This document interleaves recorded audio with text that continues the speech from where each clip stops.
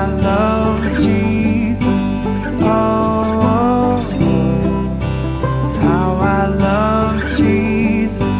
Oh. 미국에서 어떤 목사님이 크리스찬으로서의 여자의 이 복장에 대해서 메시지를 했습니다. 목사님께서 크리스찬으로서 자기 자신이 아주 뛰어난, 눈에 팍 띄는 그런 야한 복장이나 또 이 노출을 이렇게 하는 것은 그것은 아주 육적인 것이고 죄입니다, 이렇게 이야기를 했습니다. 그러자 그걸 들은 어떤 성도가 목사님에게, 목사님, 그러면은 화장하는 것도 죄입니까? 라고 물었습니다. 그러자 목사님이 아닙니다. 화장은 괜찮습니다. 왜냐하면은 어떤 여인에게는 화장을 하지 아니하고 밖에 나가는 것이 죄가 되기 때문에 그렇습니다.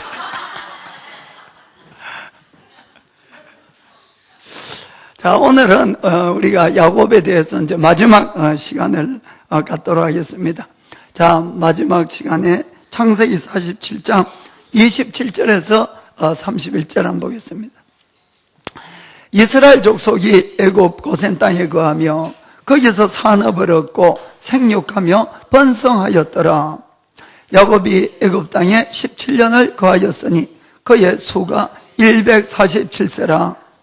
이스라엘의 죽을 기한이 가까우매 그가 그 아들 요셉을 불러 그에게 이르되, 이제 내가 너에게 은혜를 입었거든 청하노니 내 손을 내 환도뼈 아래 넣어서 나를 인애와 성심으로 대접하여 애굽에 장사하지 않기를 맹세하고, 내가 조상들과 함께 눕거든 너는 나를 애굽에서 메어다가 선영에 장사하라. 요셉이 가로되, 내가 아버지의 말씀대로 행하리이다. 야곱이 또 가로되, 내게 맹세하라. 맹세하니 이스라엘이 침상머리에서 경배하니라. 아멘. 야곱의 이 전 가족 70명입니다만은 그들은 기근 때문에 이 가나안 땅에서 살 수가 없어서 그들은 애굽 땅으로 내려왔습니다. 그리고 애굽 땅에서 아주 목축하기에 너무너무 좋은 이 고센이란 땅을 그들은 받게 되고 거기에서 살게 됩니다. 그리고 그들은 무려 그 70명이 내려가서 몇 년을 그곳에 거하는가 하면은 430년간을 사실은 계속 살게 됩니다. 그곳에는 적도 없고 걱정할 것도 없고 먹을 양식도 많았고 아주 넓은 땅에서 이렇게 살았습니다. 정말 성경에 나오는 것처럼 갑자기 한국말이 생각이 나요. 우매요 후에요 지엄이 따세, 이 생육하고 번식하고 이 땅을 채워라.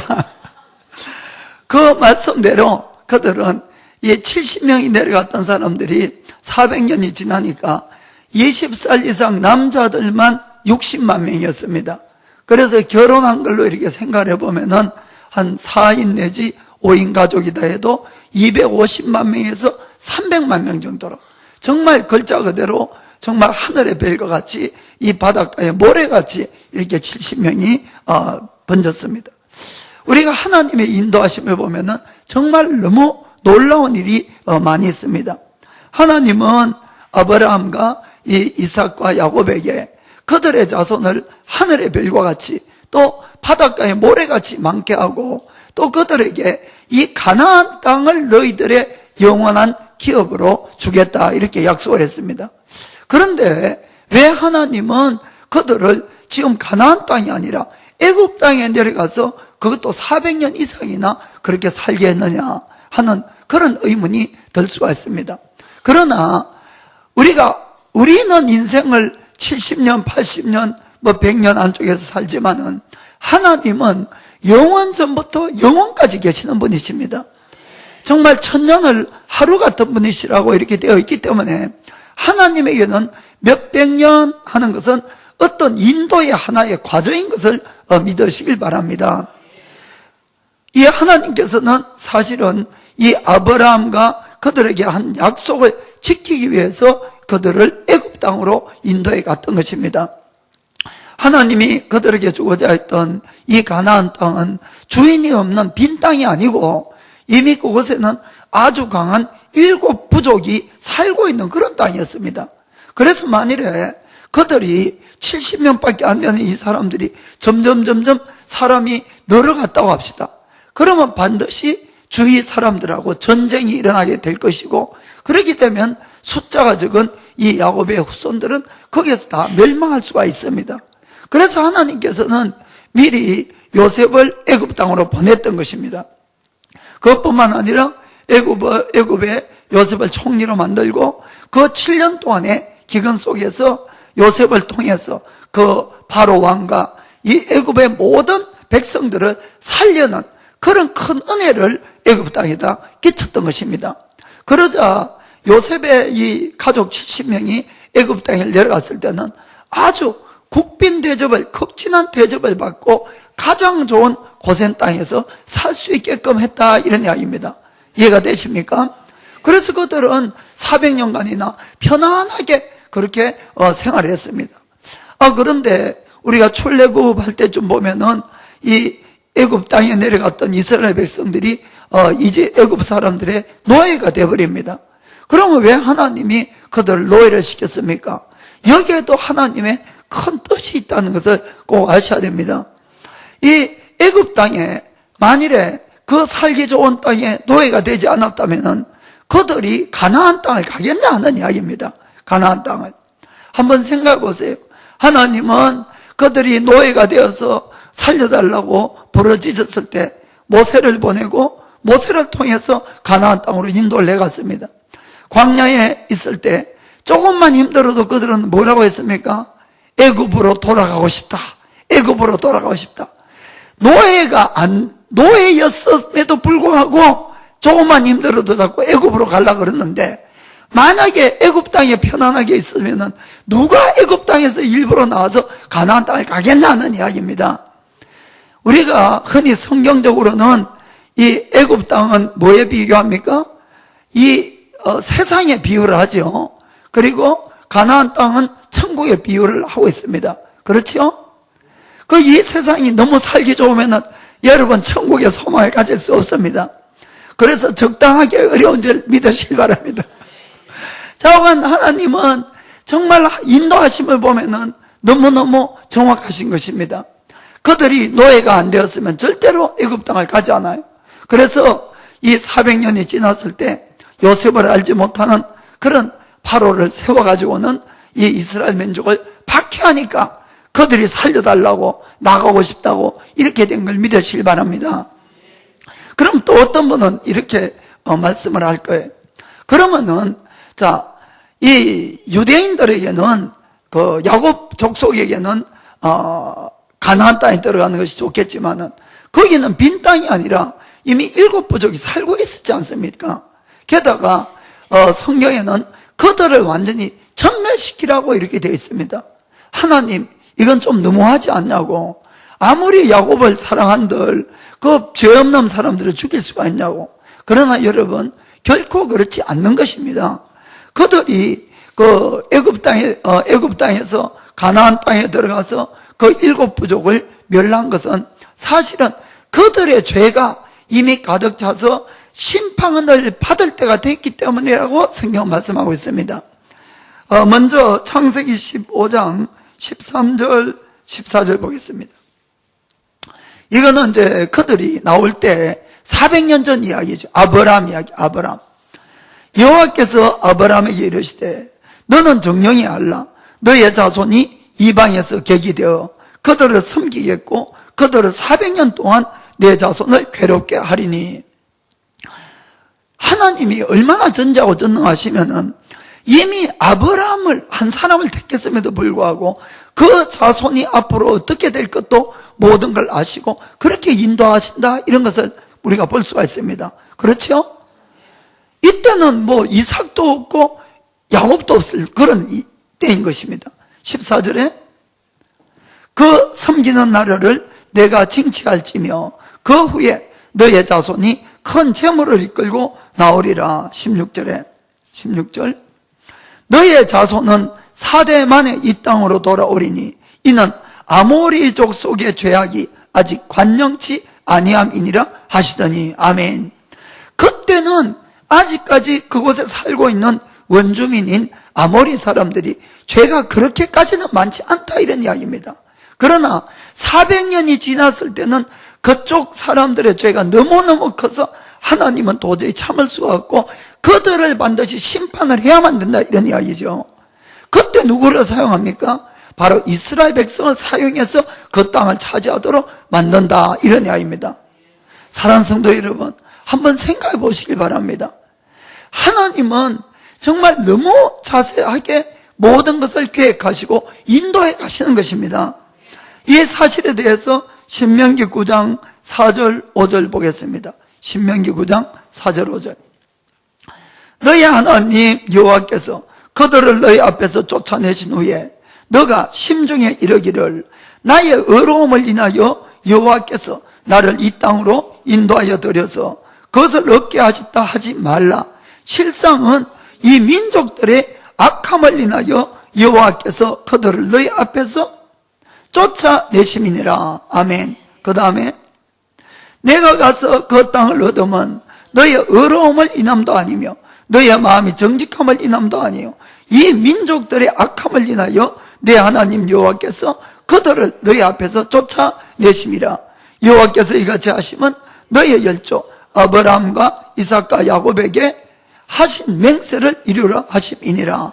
아멘. 그래서 명백하게 하나님은 세월이 얼마나 지나면은 그들이 어떠한 죄를 지어서 그들을 심판하고 이것까지 다 한다는 것을 꼭 기억을 하시길 바랍니다. 여기 있는 한 사람 한 사람에 대해서도 하나님은 분명한 계획을 가지고 이 땅에 생명을 주셨음을 꼭 믿기를 바랍니다. 하나님 안에는 절대로 우연이라는 것이 없습니다. 모든 것이 필연적입니다. 모든 것이. 여러분들이 그렇게 믿고 발걸음을 옮기셔야 될 줄 믿습니다. 여기 계신 분 중에는 반강제적으로 끌려와서 교회에 앉아 계시는 분도 있을 수 있어요.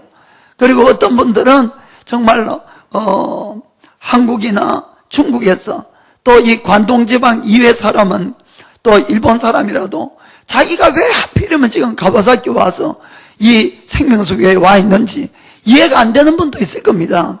그러나 이것은 절대로 우연이 아니고 하나님은 여러분을 사랑해서 여러분에게 영원한 생명을 주시고 더 풍성하게 주시려고 이곳으로 인도한 걸 믿기를 주의 이름으로 축복합니다. 정말 그렇습니다. 모든 것은 우리를 계획하신 하나님의 뜻대로 우리가 간다는 것을 꼭 믿으시기 바랍니다. 그래서 여러분의 삶 속에서 여러분의 계획을 자꾸 고집하지 마시고 하나님의 계획을 알고 그 계획에 여러분의 계획을 맞춰 가시길 바랍니다. 그렇게 하면은 어느 누구라도 참으로 보람되고 가치 있고 정말 멋진 인생을 살 줄 믿습니다. 그러면 오늘은 이 야곱의 일생을 통해서 그가 어떠한 사람으로 완성이 돼 갔는지 우리가 한번 보기를 원합니다. 그것은 우리들도 가야 될 길이기 때문에 그렇습니다. 자, 첫 번째는 하나님의 약속은 하나님이 반드시 성취해 간다는 것을 믿는 자가 되는 것입니다. 하나님의 약속은 하나님이 성취한다는 것을 믿는 자가 되었다. 이 야곱의 젊었을 때를 쭉 살펴보면은 야곱은 하나님의 약속을 받은 사람입니다. 그럼에도 불구하고 하나님의 때에 하나님의 일을 성취한다는 것은 마음으로 믿질 못했어요. 그래서 언제나 야곱은 하나님을 앞서가는 겁니다. 그래서 하나님의 때를 기다리고 하나님이 일하는 걸 기다리지 못하고 언제나 앞서가서 자기 힘으로 자기 수단과 방법으로 이것을 손에 넣으려고 아주 몸부림을 쳐죠. 그렇게 해서 또 자기 손에 넣습니다. 그것이. 그래서 그때는 자기 손에 들어왔으니까 이것이 마치 성공한 것처럼 보이지만은 그러나 하나님의 방법이 아니기 때문에 언제나 그 뒤에는 아주 큰 어려움을 항상 겪어오게 됐습니다. 그런데 이 야곱이 점점 시간이 지나고 인생을 쭉 살아가면서 그가 깨달은 것이 뭐냐면은 하나님의 약속은 하나님이 반드시 이루어간다는 걸 깨달았다는 것입니다. 그래서 그가 마지막에 이 죽을 때가 되어서 요셉을 불러놓고 그가 부탁을 하는 장면이 나옵니다. 아까 47장 29절 30절 말씀인데, 여기 보면은 아들아 네가 나에게 맹세를 하라고 이야기합니다.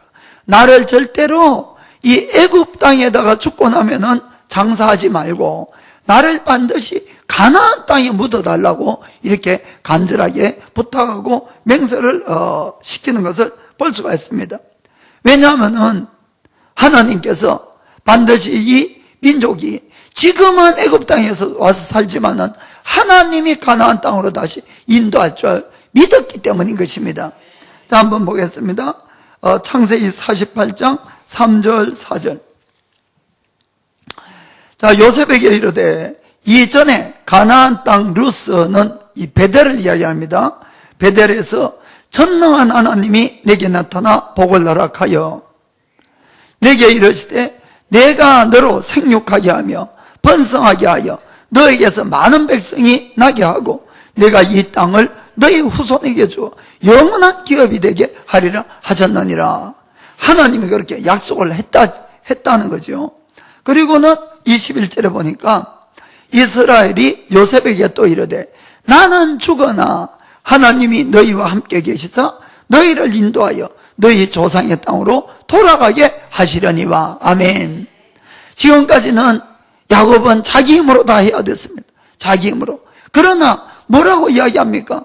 자기가 죽고 난 다음에도 하나님은 반드시 너희를 이 가나안 땅으로 반드시 인도할 거라는 것을 확신을 가지고 이렇게 이야기하는 것을 우리가 볼 수가 있는 것입니다. 그래서 야곱은 지금까지 그가 하나님 앞에 자기 방법으로 손에 넣었던 많은 것들이 있습니다. 그리고는 그것을 놓지 않으려고 계속해서 붙들고 발부둥치고 이렇게 했어요. 그럴 때마다 고난이 왔고 하나하나 놓기 시작했습니다. 마지막에 그가 못 나왔던 것이 뭡니까? 막내 아들인 베냐민이었죠. 이 아들만큼은 내가 죽어도 못 낳는다. 그러나 기근이 길어지고 자기 가족 70명이 다 굶어 죽게 됐을 때는 어쩔 수 없었어요. 그때 야곱은 마지막으로 내가 전능하신 하나님에게 이 아들의 생명까지도 맡긴다는 이 고백을 합니다. 다 놓았습니다. 다 놓았습니다. 그러자 야곱의 인생은 자기가 이 몸부림칠 때마다 보다도 훨씬 좋은 인생을 살아가게 되었다는 것입니다. 아멘. 하나님은 야곱이 모든 것을 하나님을 신뢰하고 맡길 때까지 기다리고 있었다는 것을 여러분 기억하시길 바랍니다. 그것은 여러분의 인생도 마찬가지인 겁니다. 우리는 많은 부분에 붙들고는 하나님 이것만큼은 제발 간섭 좀 하지 말아주세요. 이거는 내 거예요. 하나님 이 부분은 좀 모른 채 해주세요.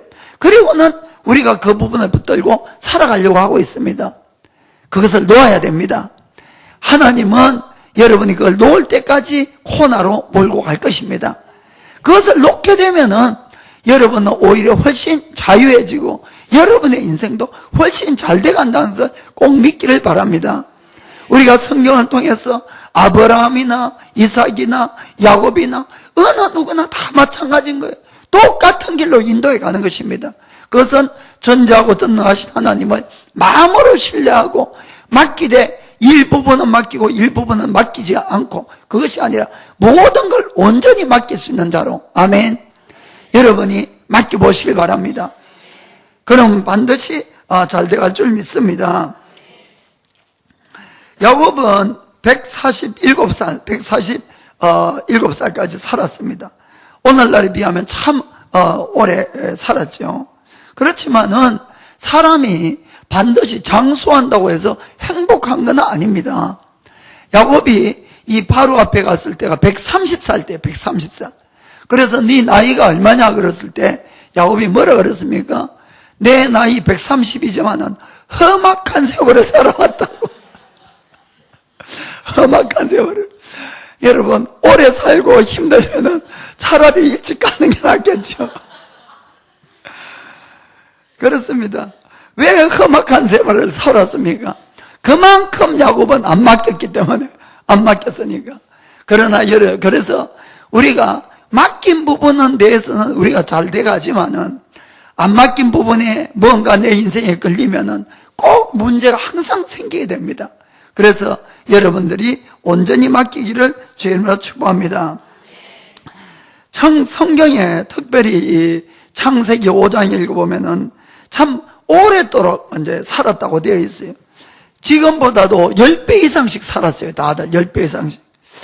아담이 930살, 셋이 912년, 에노스가 905년, 게난이 910년, 마할랄렐이 895년, 야렛이 962년.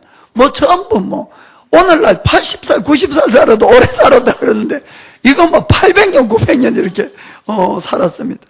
아마 하나님이 그때는 이제 인구를 번성하기 위해서 아마 그렇게 하신 것 같아요.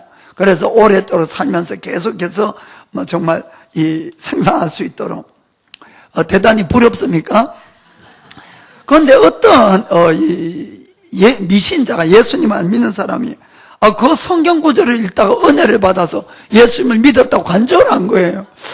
제가 아무리 읽어봐도 은혜 될 데가 없는데 도대체 뭐가 은혜가 되었지 하고 들어보니까 그 사람이 그러더라고요. 처음에는 꼭 거짓말 같았다는 거예요. 그러다가 만약에 이게 참 정말이면은 대단하다 이렇게 생각했는데 그걸 점점 읽어가면서 생각한 것이 사람이 800년을 살든 900년을 살든 결국은 마지막 때가 오고 죽더라는 겁니다. 죽더라는 거예요. 마지막 때가 오고. 자기도 분명히 마지막 때가 오고 죽을 거라는 이런 생각이 들었다는 거예요. 그래서 사람이 죽고 나면 도대체 어떻게 되는 거고 또 죽고 난 다음에 나의 삶을 보장해 줄 수 있는 길은 없는가? 그 문제에 대해서 그분이 아주 진지하게 생각하기 시작했다고 합니다.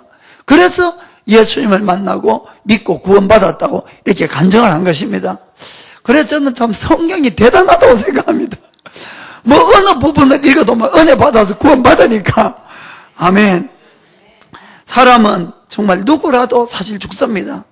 여러분 듣기 싫을지 몰라도 이곳에 있는 모든 분도 다 죽습니다. 그러나 우리가 인생의 그 마지막 때에 내가 죽을 때에 정말 내 인생은 너무나 행복했고 아름답다고 우리는 그렇게 고백하는 인생을 살아가야 될 줄 믿습니다. 살기는 오래 살았는데 정말 야곱이 130년 사는 것처럼 험악한 삶을 살면 안 되지 않습니까? 게다가 내 마음에 후회만 가득 남는 그런 인생도 살 수가 있어요, 우리가. 그러나 그렇게 살면 안 됩니다. 저는 늘 인생의 마지막을 생각할 때마다 사도 바울을 생각합니다. 바울은 자기 인생의 마지막이 너무나 아름다웠어요. 그리고 당당하게 이렇게 고백을 합니다. 디모데 후서 4장 7절 8절 보겠습니다. 내가 선한 싸움을 싸우고 나의 달려갈 길을 마치고 믿음을 지켰으니 8절에 이제후로는 나를 위하여 의의 멸관이 예비되었으므로 주 곧 의로우신 재판장이 그날에 내게 주실 것이니 내게만 아니라 주의 나타나심을 사모하는 모든 자에게니라. 아멘. 이 디모데서는 바울이 로마 감옥에서 그것도 지하 차가운 돌감옥 안에서 그가 적은 거의 마지막 편지인 것입니다. 그러나 바울은 그가 절망에 있는 것이 아니고 기쁨에서 이제 나를 기다리는 것은 의의 멸관이 기다린다는 것입니다. 그렇게 당당하게 그는 이야기를 할 수가 있었어요. 왜 그랬습니까? 7절에 보니까 그런 이 세 가지 고백이 나옵니다. 그리고 바울이 이야기를 합니다. 누구라도 주님 오시는 것을 사모하고 그 주님을 위해서 살아가는 자는 자기와 똑같이 그런 의의 멸관을 받을 거라고 이야기하고 있는 것입니다. 내가 선한 싸움을 싸우고, 여러분 인생은 싸움의 연속이라고 생각할 수 있어요. 늘 여러 가지 전쟁이 있습니다. 늘 여러 문제가 늘 있고 시련이 있고 질병이 있고 또 인간관계가 복잡하고 또 내 속에 일어난 욕심과 싸워야 되고 또 그리고 유혹과 싸우고 죄와 싸우고 원수마귀하고 싸워야 되고, 그러나 그 모든 싸움을, 선한 싸움을 끝까지 잘 싸우시길 바랍니다. 우리가 예수님을 믿기 때문에 우리 속에 계신 분은 이 세상에 있는 어떠한 자보다 어떠한 문제보다도 더 크신 분이기 때문에 우리가 주님만 꼭 붙들고 있으면 반드시 승리할 줄 믿기를 주님으로 축복합니다. 그 다음에는 나의 달려갈 길을 마치고 라고 고백합니다.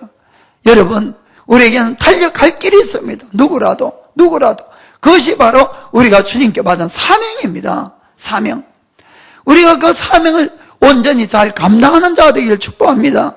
정말로 내 사명은 다 어딘가 던져버리고 그냥 늘 먹고 살고 있고 이런 일에 여러분들이 마음을 빼앗기지 마시길 바랍니다. 꼭 그 사명을 감당하시길 바랍니다.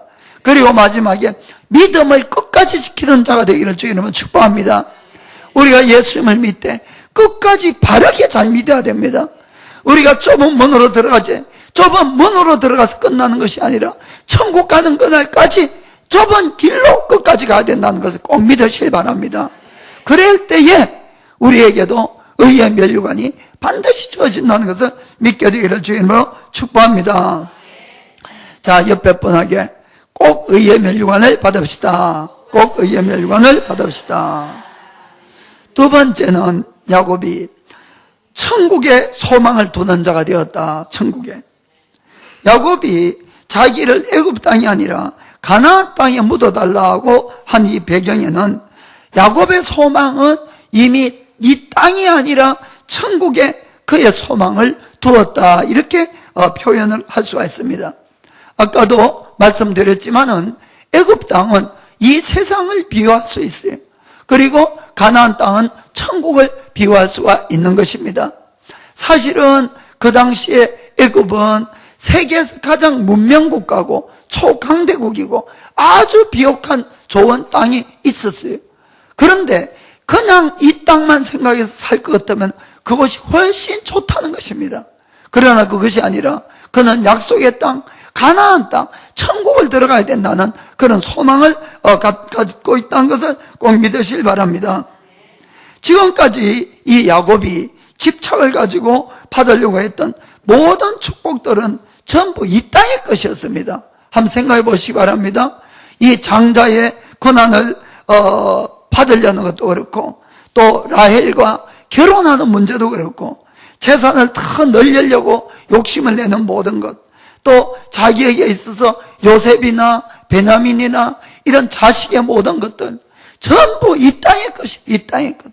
그런데 이 야곱은 이제 이 땅의 것을 내려놓고 온전히 천국을 바라보는 자가 되었다.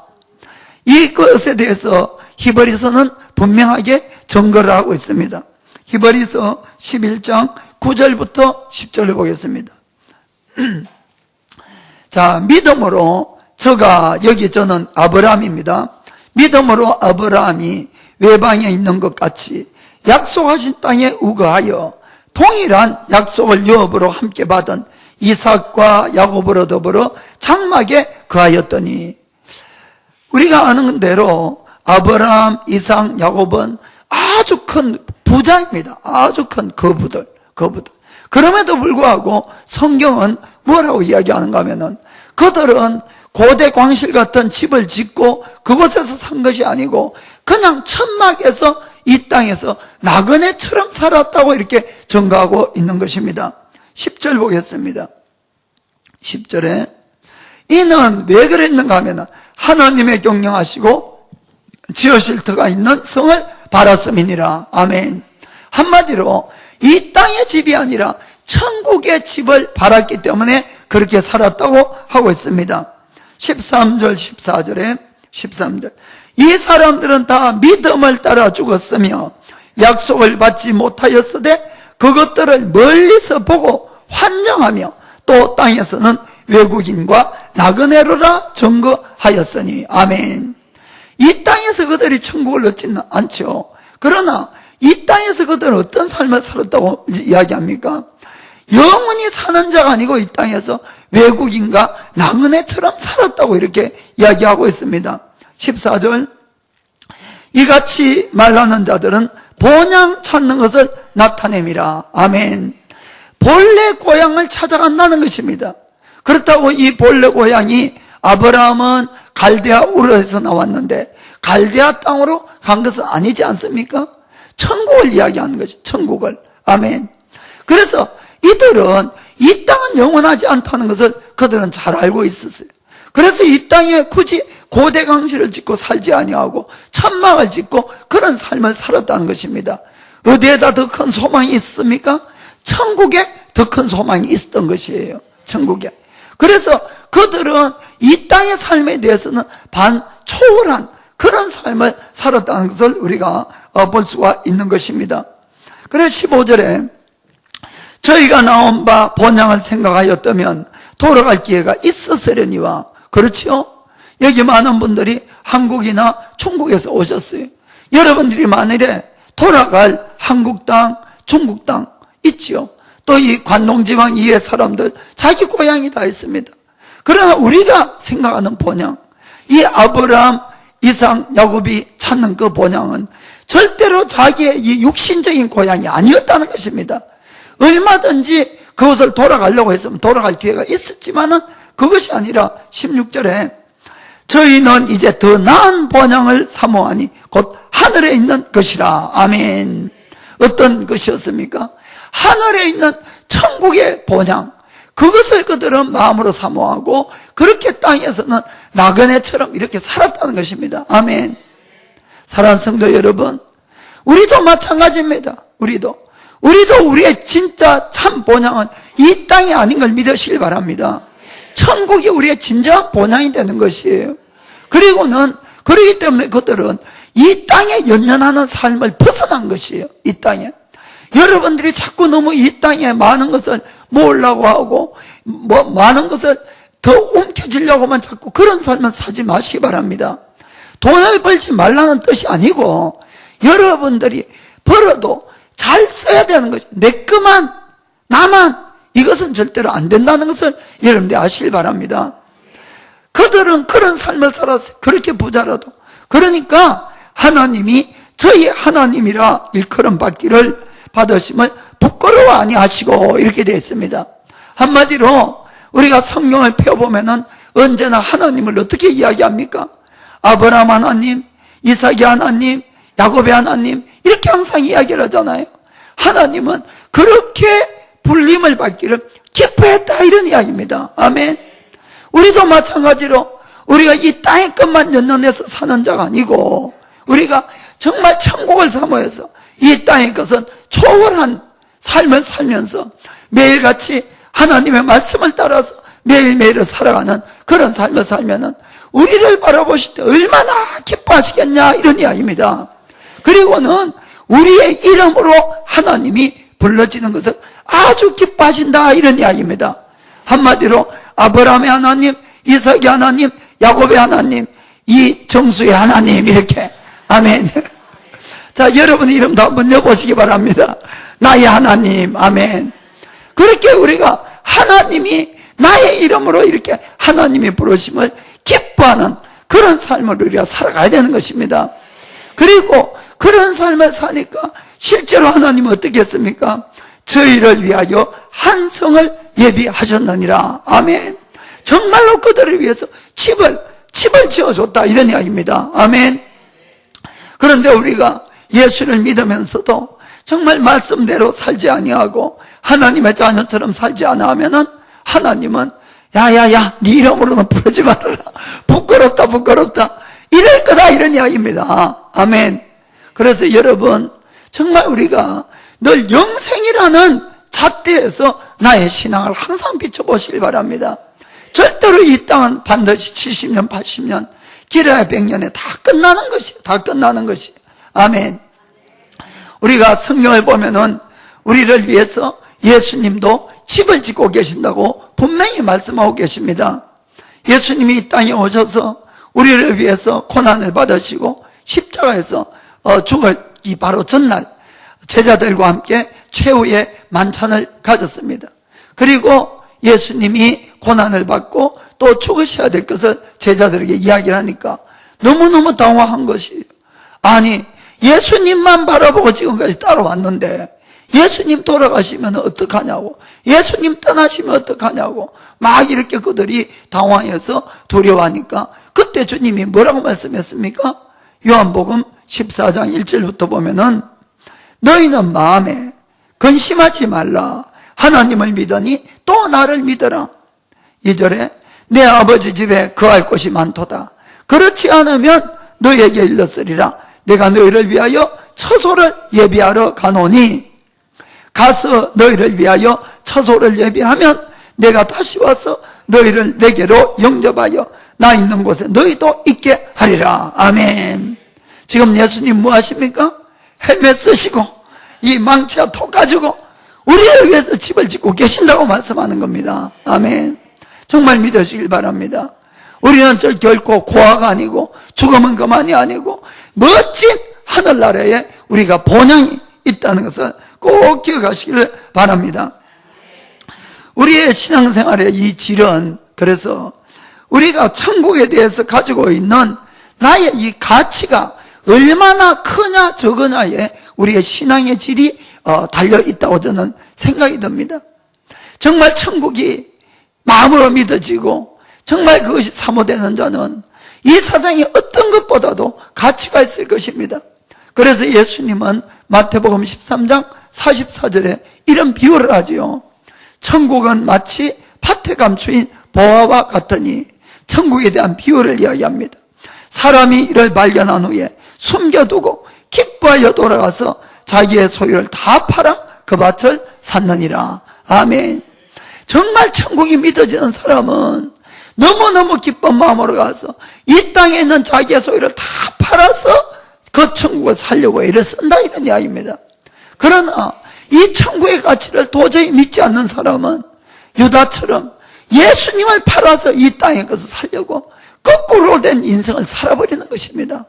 사랑하는 성도 여러분, 정말 여러분들은 정말 천국에 대한 가치를 정말 마음으로 믿고 우리가 이 땅의 것을 팔아서 천국을 소유하기를 주의 이름으로 축복합니다.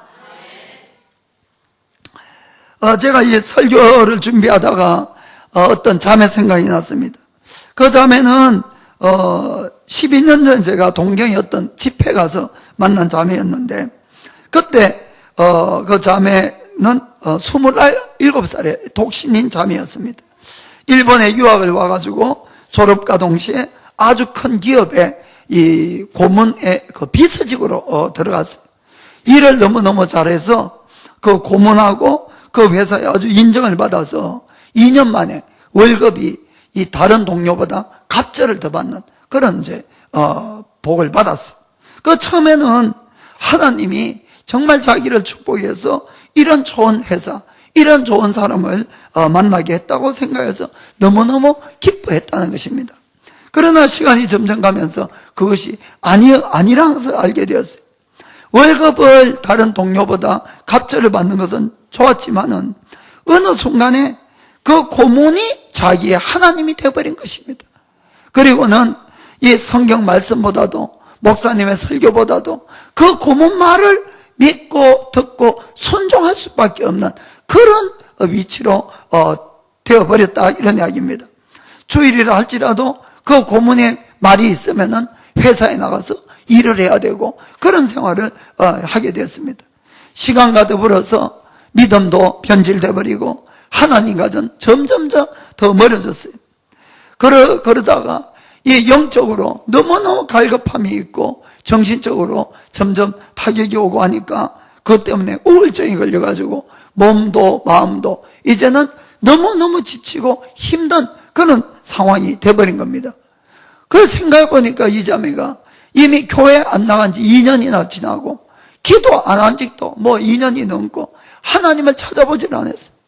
너무너무 힘드니까 다시 주님 앞에 무릎을 꿇고 꿇자마자 눈물이 얼마나 나든지 하루 종일 울면서 하나님 앞에 회개했다고 합니다. 그러니까 자기가 처음 예수를 믿고 구원받을 때가 이 고등학교 때였는데 너무너무 구원받은 것이 감사하고 고마워서 정말 주님 내가 조금 더 잘하면은 내가 선교사로 주님을 위해서 나를 드리겠다는 그런 서운한 것도 다시 생각이 되었습니다.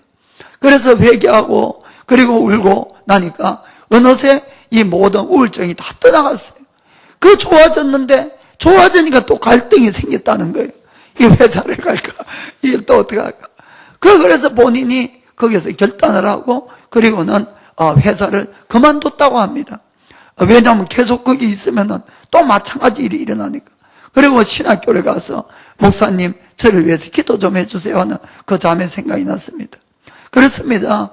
우리 사람은 하나님을 떠나서 살 수 없게끔 만들어져 있어요.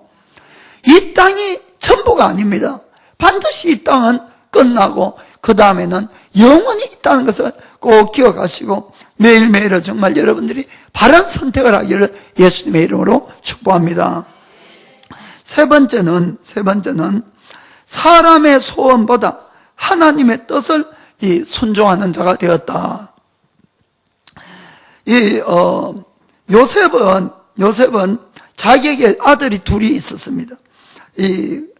위에가 므낫세고 밑에가 에브라임인데, 그래서 그가 이 할아버지 이제 아버지 야곱이 죽기 전에 야곱에게 데려갔어요. 그래서 축복 기도를 좀 받으려고 이제 데려갔습니다. 막 그 당시는 이 족장들이 하나님의 축복권을 가지고 축복을 빌면은 그대로 복이 이제 내려온다고 이렇게 다 믿고 있었어요. 그래서 실제로 그랬습니다. 그래서 이 요셉은 그래도 두 아들 중에서 누굴 더 사랑했는가 하면은 장남을 더 사랑한 것이, 장남인 므낫셋을 더 사랑해서 기왕이면은 장남을 이쪽으로 이제 아버지의 오른손 앞으로 이제 가게 하고, 둘째 차남을 둘째를 이 아버지의 왼손 앞으로 이렇게 가게 만들었어요. 그러면 이제 이 아버지가 손을 딱 내밀어서 기도를 하게 되면은 야곱의 오른손이 장남 머리 위에, 왼손이 차남 머리에 이렇게 해서 내밀었는데 어떻게 됐는가 하면은 한번 보겠습니다. 그리고 그때는 이미 야곱이 눈이 안 보이는 그런 상태였어요. 나이가 많아서. 자, 48장 13절 14절 보겠습니다. 자, 우스로는, 이건 이제 요셉 쪽에서 우스로는 에브라임을 이스라엘의 좌수를 향하게 하고, 둘째입니다. 또 요셉이 자기 왼손으로는 므낫세를 이스라엘의 오른손으로 향하게 하고 이끌어 그에게 가까이 나가게 하며, 이렇게 이제 두 사람을 보냈어요. 자, 14절에 이스라엘이 오른손을 들어서 차자의 에브라임의 머리에 얹고 왼손을 펴서 므낫세의 머리에 얹으니 므낫세는 장자라도 팔을 어긋 맡겨 얹었더라. 아니, 이렇게 기도할 줄 알았지만은 이 노인이 이렇게 기도를 하는 거예요. 이 팔을 얹겨가지고 이렇게 오른손 왼손을 바뀌어서 이렇게 딱 했습니다. 이 요셉이 딱 보니까 기분이 안 좋은 거예요. 아니, 이 할아버지 왜 그러시냐고. 그래서 이제 이 팔을 떼다가 오른손을 장자의 머리에다 얹으려고 이렇게 했습니다. 그 17절부터 보겠어요. 17절. 요셉이 그 아비가 우스를 오른손을 에브라임의 머리에 얹는 것을 보고 기뻐 아니하여 아비의 손을 들어 에브라임의 머리에서 므낫셋의 머리로 옮기고자 이렇게 하여, 그 다음에 18절. 그 아비에게 이르되 아버지여 그리 마옵소서, 이는 장자니 오른손을 그 머리에 얹으소서. 이렇게 이제 이야기를 딱 했습니다.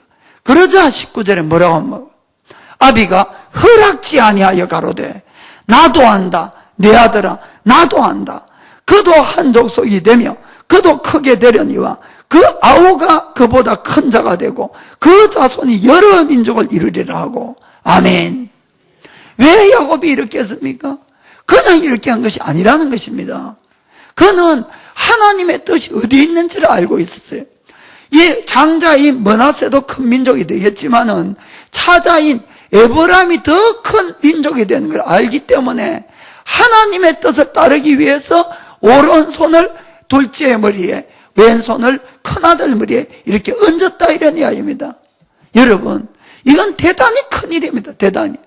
이 무슨 이야기인가 하면은 이 야곱에게 있어서 요셉이 어떤 아들입니까? 한번 생각해 보시기 바랍니다. 요셉이 12명의 아들 중에서 가장 사랑하는, 눈에 넣어도 아프지 않은 아들이 바로 이 요셉이었고, 채색 옷을 만들면은 그것을 요셉에게만 줬고, 그러니까 형제들의 시기 질투를 받기까지 요셉만을 사랑한 그런 아들이 아닙니까? 그것뿐만 아니라 지금은 이 요셉이 애굽 땅의 총리입니다. 총리. 게다가 야곱의 가족 70명이 요셉 덕분에 이 기근 속에서도 풍족하게 먹고 자고 풍성하게 이렇게 생활하는 것도 전부 요셉 덕분 아닙니까? 절대로 이 야곱에게 요셉은 무시할 수 있는 그런 아들이 아니었어요.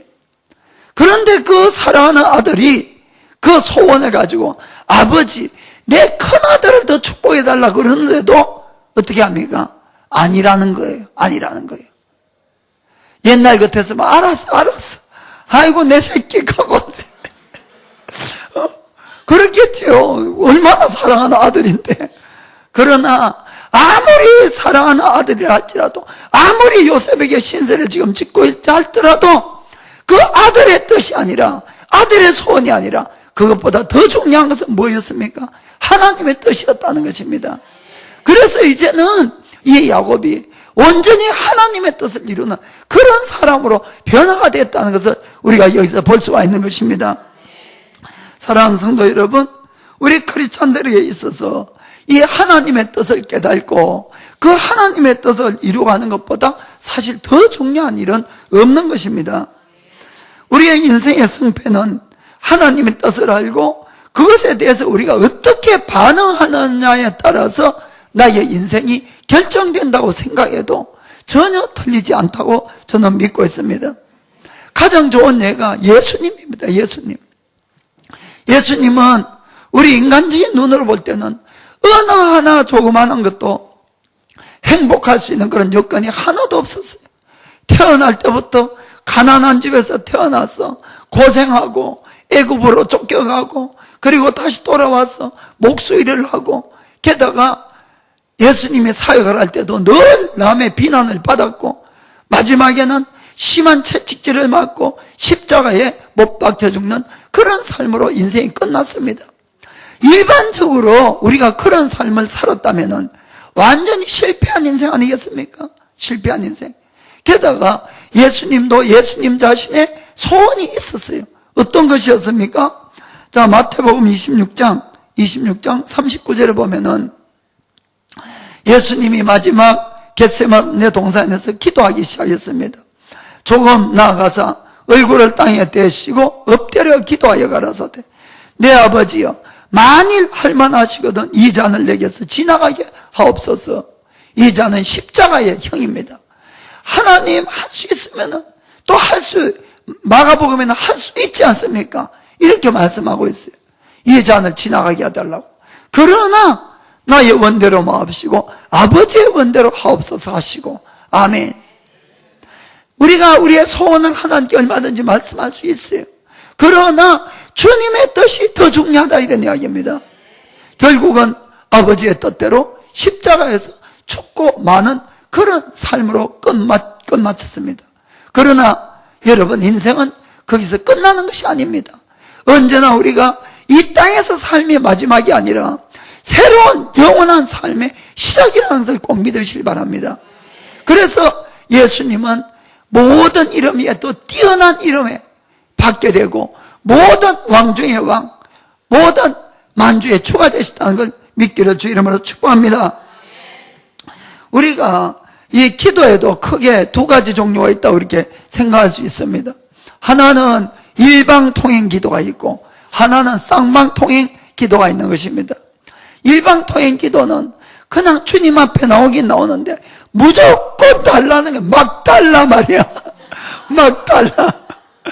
그래서 무조건 막 달라. 그러고는 계속 막 달라 그러다가 이제 하나님이 기도가 끝날 때쯤 되면 한마디 하시려고 하면은 벌떡 일어나서 기도 끝하고 확 가버립니다. 아니 하나님도 야 나도 좀 한마디 좀 하자. 그런데 기도하러 올 때마다 그런 거예요. 올 때마다 이것 달라 저것 달라 이거 해결해 달라. 그리고는 자기 기도 끝나면 가버립니다. 여러분 하나님이 얼마나 답답하시겠습니까? 그리고는 그러나 그런 기도는 아무리 해도 만약에 그 기도가 하나님의 뜻에 맞지 않는다면은 절대로 이루어지지 않는다는 것이에요. 여러분 기도는 반드시 쌍방으로 이렇게 해야 됩니다. 예수님처럼 나의 소원을 말씀할 수 있어요. 얼마든지. 하나님, 정말 저 이렇게 되고 싶고 이런 것들. 그러나 기도하면서 하나님의 음성에도 귀를 기울이시길 바랍니다. 주님은 어떻게 말씀하시는지, 그리고는 하나님의 뜻을 알면은 여러분의 뜻을 접어두고 하나님의 뜻에 여러분을 맞춰보시길 바랍니다. 이해가 안 돼도, 유익이 없어도, 힘들어도, 그러나 여러분이 그 길을 갈 때 정말 놀랍게 인생이 열어지고 또 하나님께 영광을 돌릴 수 있는 그런 기회가 된다는 걸 꼭 믿기를 주님의 이름으로 축복합니다. 그래서 어떤 유명한 신학자가 이런 이야기를 했습니다. 사람에게 있어서 알 수 있는 가장 위대한 지식은 하나님의 뜻을 아는 것이고, 사람에게 있어서 남길 수 있는 가장 위대한 업적은 바로 하나님의 일을 실천하는 것이다. 아멘. 우리가 이 세상 살아가면서 정말 알아야 될 수많은 정보도 있고 지식도 있지만은 하나님의 뜻보다 더 중요한 것은 없는 줄 믿으시길 바랍니다. 우리는 하나님의 뜻에 관계없이 정말 돈도 벌 수 있고 성공도 할 수 있고 명예도 얻을 수 있고 여러 가지 출세도 하고 다 할 수 있습니다. 그러나 그것이 아무리 많은 것이 된다 할지라도 만일 하나님의 뜻과 관계가 없다면은 언젠가 하나님 앞에 섰을 때 아무 소용이 없다는 것도 아시길 바랍니다. 오직 우리가 이 땅에 있을 때 하나님의 뜻을 행한 것만 영원히 남고 영원한 가치가 있게 된다는 걸 꼭 깨닫기를 축복합니다. 여러분들이 어린아이를 키울 때도 마찬가지입니다. 자꾸 부모의 뜻과 부모의 계획, 욕심을 강요하지 마시길 바랍니다. 그 아이에게 중요한 것은 부모의 뜻이 아니고 그 아이를 향한 하나님의 뜻인 것입니다. 하나님은 그 아이를 여러분에게 다만 맡겼을 뿐이지 여러분의 것이 아니라는 것도 잘 아시길 바랍니다.